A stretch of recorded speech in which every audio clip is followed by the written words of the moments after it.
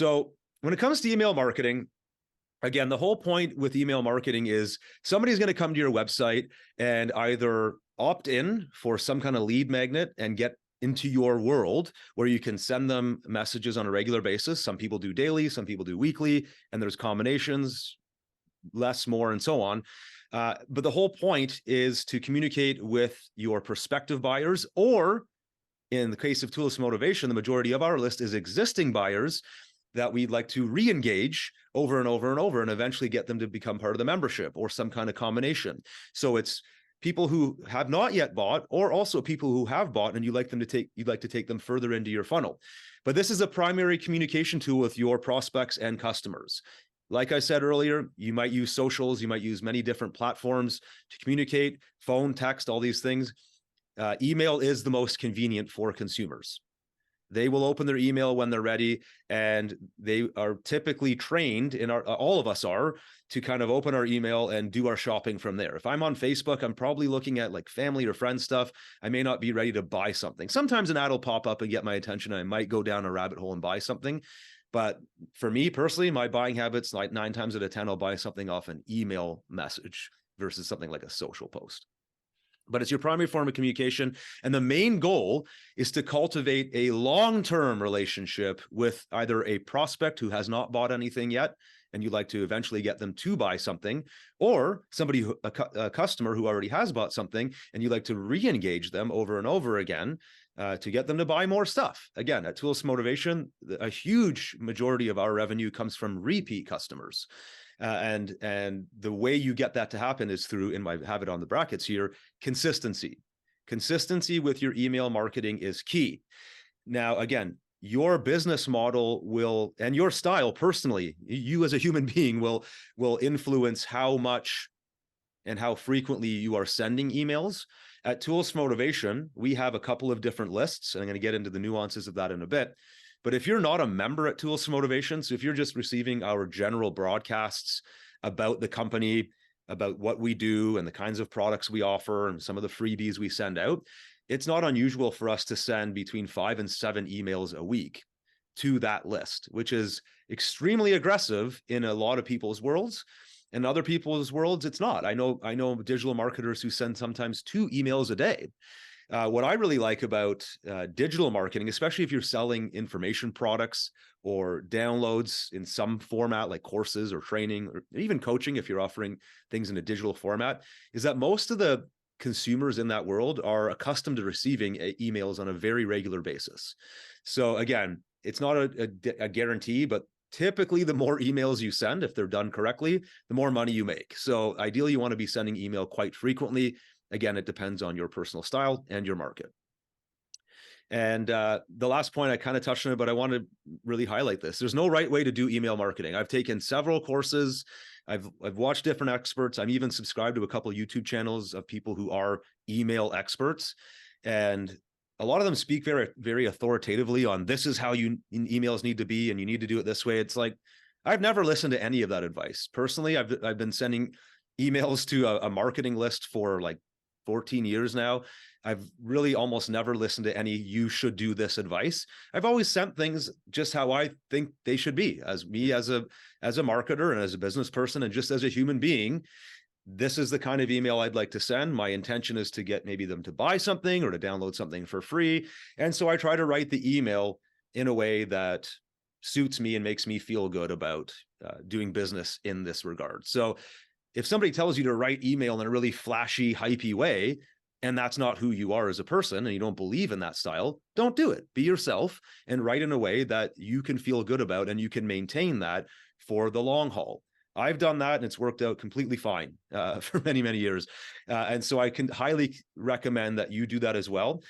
In the early days when I didn't know better and I tried to follow some of these, gurus telling me how I should write emails and how I should subject them and how aggressive I should be in them and so on, I was actually quite nervous. I felt super uncomfortable and never really felt right. And there's a difference between getting out of your comfort zone, but actually doing something that feels inauthentic. And a lot of the advice I got made me feel inauthentic. So I guess my key piece of advice here is just make sure you're writing emails in a way that feels authentic to you as a marketer and as a person. Just Types of email. Oh, sorry, sorry, Steve, while go we were ahead. Yeah. just coming that, Ruth Ann put a question in the chat. Do you consider email the same or different than a newsletter, which you might deliver via email? And I think there is a distinct difference. I know I put my comments in the chat there, but you think about a campaign or an email campaign or a single email that's a broadcast, you're looking at something that is asking for the receiver to do something. Yeah. Whereas a newsletter is more showing your expertise to the people that receive the information about you. And I think, that's my opinion. What do you think, Justin? Yeah, you know what? I'm going to come back into the room for this one here. Let me just find my Zoom control. Yeah, that's actually, I'm really glad you asked that question. Ruth Ann, thank you. People think that's, a huge distinction here. A lot of people think email marketing and they assume newsletter. That's actually a pretty traditional thing. In my mind, I think of email marketing as daily broadcasts that I send out to try to get a list of attentive people to take some form of action. It could be, that action could be just clicking something or even just reading to the end of the email, or it could be, hey, I want you to go over and buy this thing before the timer hits 0 because I've got a really good deal I've put together for you. So yeah, there is a distinction there. A newsletter is almost more like a weekly or monthly thing that your subscriber is signed up to expect, whereas a broadcast or a call to action email could be sent at any time. And email marketers might do both, or they might do only one. Maybe you only do a newsletter and all your promotions come out on that one newsletter per week. And then maybe you don't do a newsletter at all. I know many email marketers who don't have a newsletter, and they're literally just saying, hey, sign up for my list. And I'm going to send you some cool stuff. It might be offers, it might be some free stuff, it might refer you to a friend of mine, whatever. So I think, again, it kind of depends on you and your business and what you want to do. The only newsletter we have at Tools for Motivation is the member newsletter that goes out every Saturday. And the intention of that is to kind of wrap up, hey, here's everything that's gone on. We want to make sure that you didn't miss anything. You're paying a monthly or an annual fee to be a member. Here's everything we created for you this week. Please make sure you download or you don't want you to miss out. But our generalists, people who are not members, and we're trying to sell them stuff on an ongoing basis. We just randomly send them stuff. We have an agenda that's sort of a schedule that we follow internally, but they don't know that. So they're just literally receiving emails from Justin Popovich or Tools for Motivation. We kind of split test those on a fairly regular basis. And Charles is saying, does your shirt say kick ask? Yeah. So this is Ryan Levesque, the Ask Method. I was one of his affiliates. I actually never ended up being able to promote his launch, but I got a free t-shirt. So I figured the least I can do, since I didn't promote his launch, was wear his shirt from time to time. And I have a few marketing shirts that I wear on these sessions. So that was pretty good observation there, Charles. So yeah, that's thanks, Steve, for popping in there. When you can hear a person's, I'm just going to say what Val's saying here. When you can hear a person's actual voice in their emails, it is more personal, real, and trustworthy, and helps build a foundation for success. Amazing comment, Val, and it's super true. And if you think back to many of the other sessions we've done, I often, and not just myself, many of us here have talked about the value of doing video branding, like video-based marketing. Several of us have talked about even just getting on video and reading a tips report into the camera for no other reason other than to let your audience see that you're a real person, hear your voice, hear the tonality of your voice. And if you do that enough times, then when you start sending the text-based emails, they can almost, to Val's point here, hear your voice as they're reading that text. And that's really deep branding. And again, I could probably pull up examples here of people that have probably bought 30 plus times from various offers at Tools for Motivation. They're not members. They don't want to become members. They're not looking at, they don't want to spend anything recurring, but they'll come back to our store 3, 4, 5 times a year for many, many years and just buy stuff. And it's all based on the fact that they see me on video, they see my emails, they see something they need for a project, they buy it. And it's just that consistency, the branding, and then the email marketing. So yeah, okay, great. Let me head back over to the slides here, and I'll come back to some of those questions as well in the chat. Okay, so this isn't a fully exhaustive list, but I just wanted to point out some types of email campaigns. I'm mainly just going from my experience as an email marketer. Please feel free to chime in if you have other types that you use. But for the most part, when I send an email broadcast, again, this is not a newsletter, this is an email broadcast with the intention of getting a whole bunch of people's attention and getting them to take action of some sort, either buying something or reading or consuming some kind of free information or content from me, so they receive value and they feel like, hey, Tools Motivation is a great brand, or some kind of furthering along of the relationship. So promotional, free value, relationship. I gave some examples for each one of these. I won't read through all of them because I'm going to include these slides in the replay. But for example, a promotional email might be something like, hey, we just opened up a 3-day deal. We've got half price on this new product, or we've got a unique PLR pack that we're only offering this week and it's never going to be offered again. It's open now. Go ahead and check it out. That's a promotional email. We want them to open the email, click a link, head over to the website and make a purchase. Free value could be a whole range of things.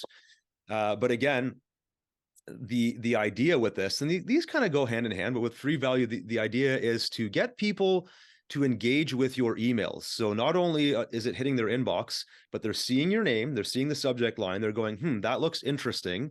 They're clicking on it to open it. They're reading at least enough of it to then take action on whatever free value you're offering.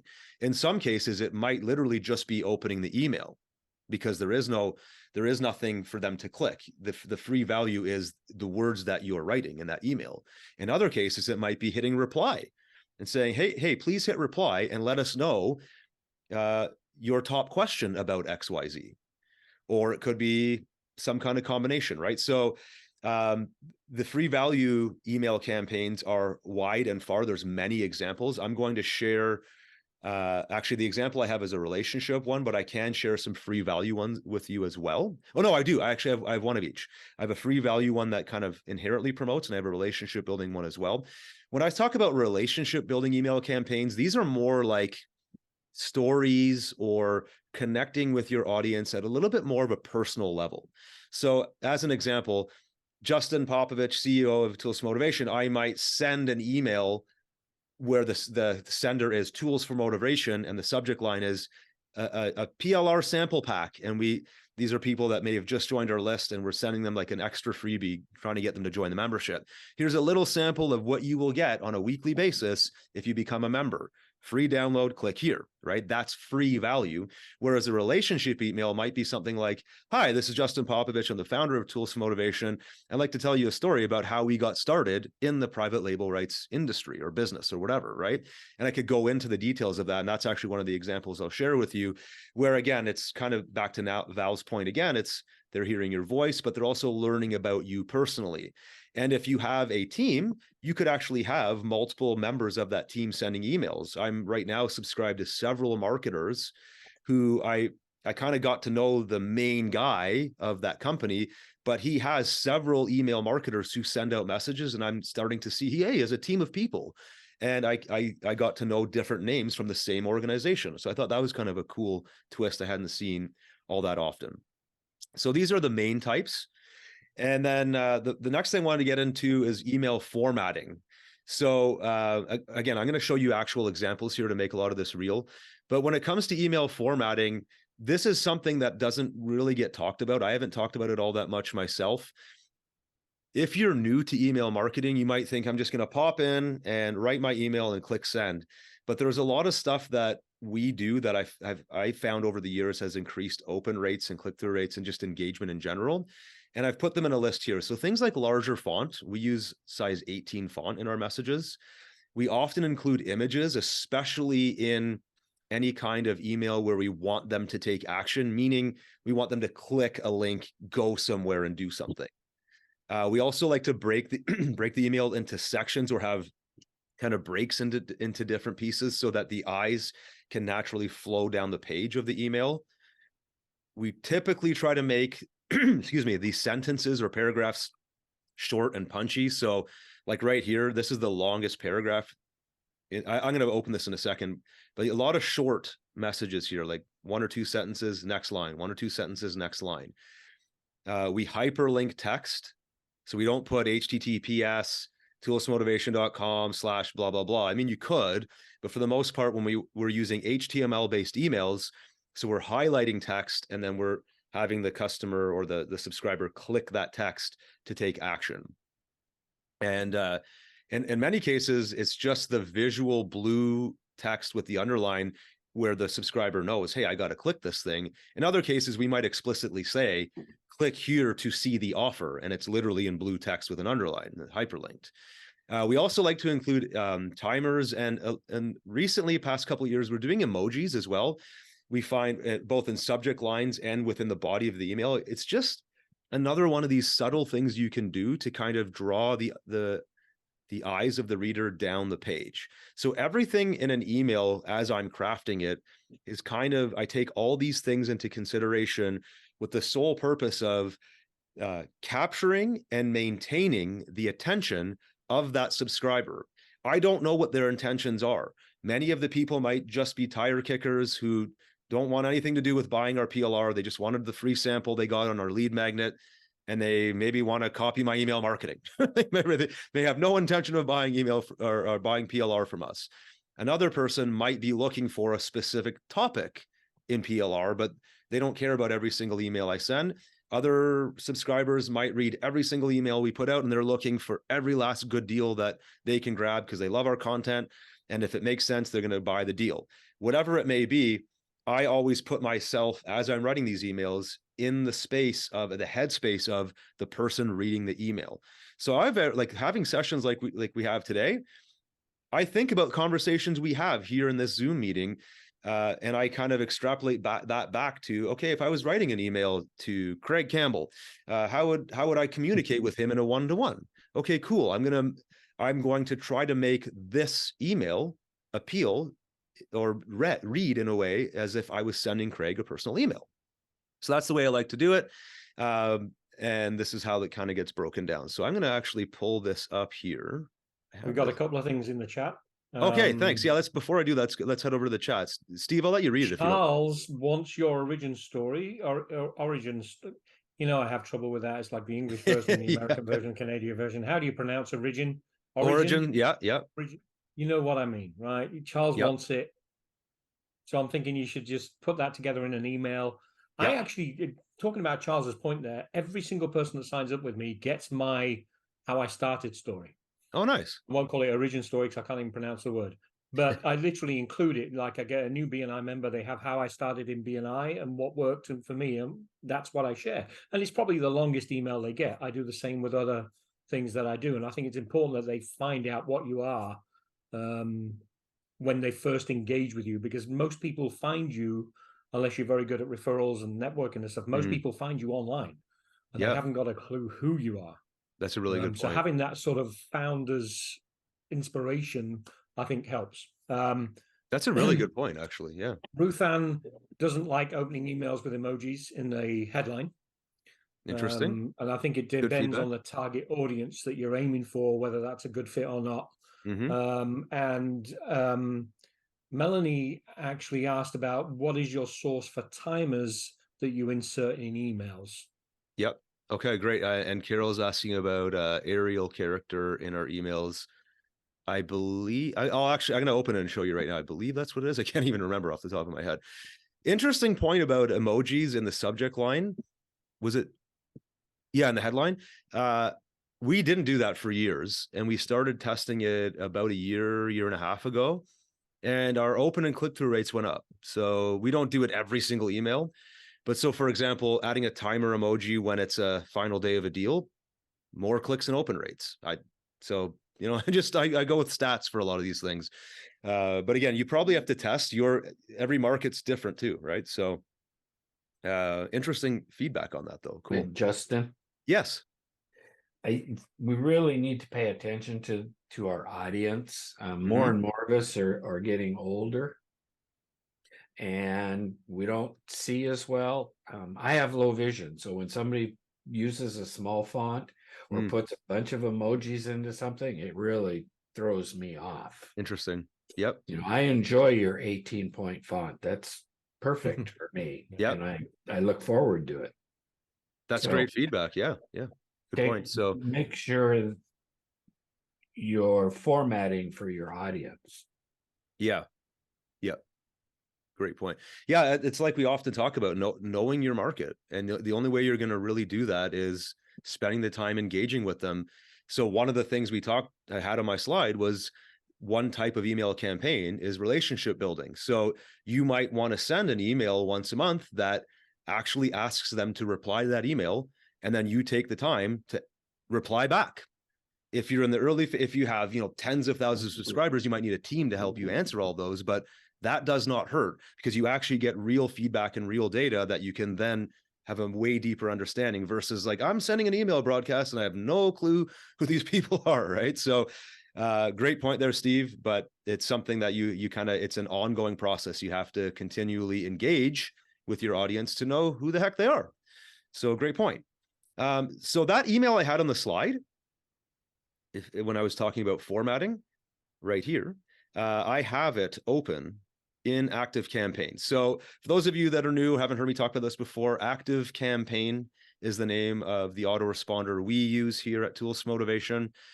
I know Weber and what was some, I can't, people can put it, maybe if you want to put in the chat what you use. I know there was a bunch and then it's escaping me right now, but there's a bunch that fellow members use as well. So I just like the main reason we use ActiveCampaign at Tools Motivation is that it integrates really nicely with our shopping cart, WooCommerce. We're able to tag all of our email subscribers based on their buying behavior. So if somebody buys 3 products from our store, we know exactly which 3 products they purchased, and we can send emails based on that buying behavior. That's one of many reasons why we use ActiveCampaign. I also just like dealing with the company in general. I've had a good experience with them. Not everybody has, and that's why everybody needs to kind of do their own due diligence on what autoresponder makes the most sense for them. So the way ActiveCampaign does it, I'm pretty sure a lot of autoresponders are similar. I'm going to zoom right in here so people can see this well. Is you have an editor. So I just basically came in here and started a new email campaign. Okay, so we talked earlier about Ruth Ann's question, the difference or the kind of distinction between a newsletter and just a general email campaign. This was an example of one day I wanted to do a follow-up on a deal that we were running for one of our products. And so I just sent a broadcast email to our entire list, minus members, because they already had this product, basically saying, we've got a great deal running. You should really consider buying it. That was basically the point of writing this. And it highlights some of the key formatting things I like to do. So all autoresponders come with these different tokens you can put in. So the first name, which is captured from that person's actual opt-in. So we know their first name. So, hey, Justin, or whatever. And if they have no first name, like some lead capture forms just ask for the email, it would just leave it blank if you don't have their first name. So it would just say, hey. And then we kind of get right into the heart of the message in this one. Sometimes we warm it up a little bit. Sometimes we just go right in and we just get right to the point. So, hey, we've been getting a lot of great feedback about our featured product this week. There's only one day left to get 70% off or 75% off pricing. Okay. And then if you look at the way this is set up, this is a private label rights package designed to help you teach your audience how to manage toxic positivity. Now, notice here, that is underlined and bolded because it's hyperlinked. So it actually links out to the product we were promoting. That's hosted on Tools Motivation.